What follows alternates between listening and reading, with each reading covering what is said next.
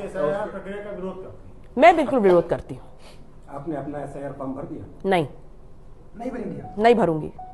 क्या चीज नहीं भरेंगी मैम? एसआईआर फॉर्म आप नहीं भरेंगे? नहीं भरूंगी। क्यों नहीं भरेंगे? नहीं, क्यों भरना चाहिए मुझे? क्यों भरना चाहिए? कि मैं तो नागरिक हूँ ना, मेरे पास तमाम दस्तावेज है, तो एसआईआर मुझे क्यों भर रहा है? तो आप तो अपने मताधिकार से वंचित हो जाएंगे। वही मैंने बोला। मैं कैसे वंचित हो जाऊंगी?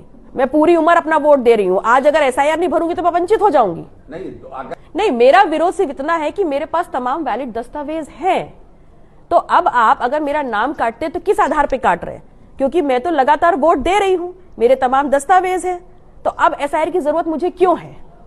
से क्या अपील? मैं मतदाताओं से इतना अपील करूंगी, अगर आप एसआईआर को ठीक समझते हैं तो भरिए, अगर आप ठीक नहीं समझते हैं तो आप मत भरिए।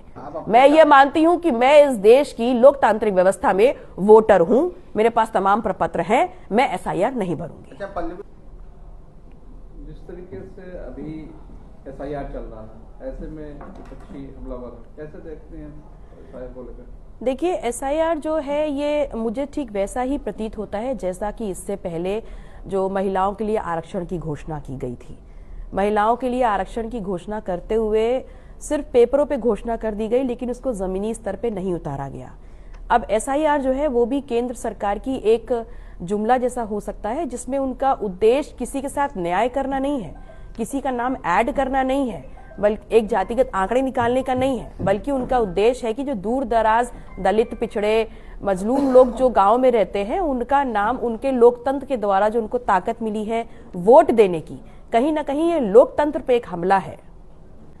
देखिए, विपक्ष इसलिए हमलावर है क्योंकि कहीं ना कहीं हमें जो उनकी नीयत है उस पर हमें शक है, और इसलिए क्योंकि जिस जिस प्रदेश में चुनाव की घोषणा हो रही है और जहां जहां से उनको ज्यादा से ज्यादा सीटें हासिल करनी है, वहां वहां एसआईआर को इस प्रकार से गति दी जा रही है। और सबसे इंपॉर्टेंट चीज ये है कि जिस प्रकार का प्रेशर जो बीएलओज हैं और जो लोग इसमें लगे हुए हैं इस पूरी संपूर्ण प्रक्रिया को पूर्ण करने के लिए, जिस प्रकार से प्रेशर उनके ऊपर है, कहीं ना कहीं अमानवीय है। और हमें इस बात को भी ध्यान में रखना चाहिए कि सरकार के द्वारा पद्धत कोई भी काम किया जाए, लेकिन उसमें किसी प्रकार से कोई भी व्यक्ति अंडर टेंशन, अंडर प्रेशर काम ना करे।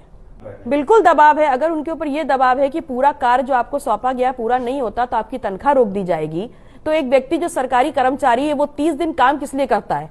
वो इसलिए करता है ताकि उसकी जेब में उसकी तनख्वाह है, वो अपने परिवार का भरण पोषण कर सके। किसी भी काम को करने की आप एक लिमिट लगा सकते हैं, लेकिन उसका वेतन रोकने का मापदंड तो सही नहीं है। देखिए, अगर डिटेंशन सेंटर बना रहे हैं तो कैसा बना रहे हैं ये बताइए, उसमें आधार क्या होगा और उसके बाद प्लान बी क्या है?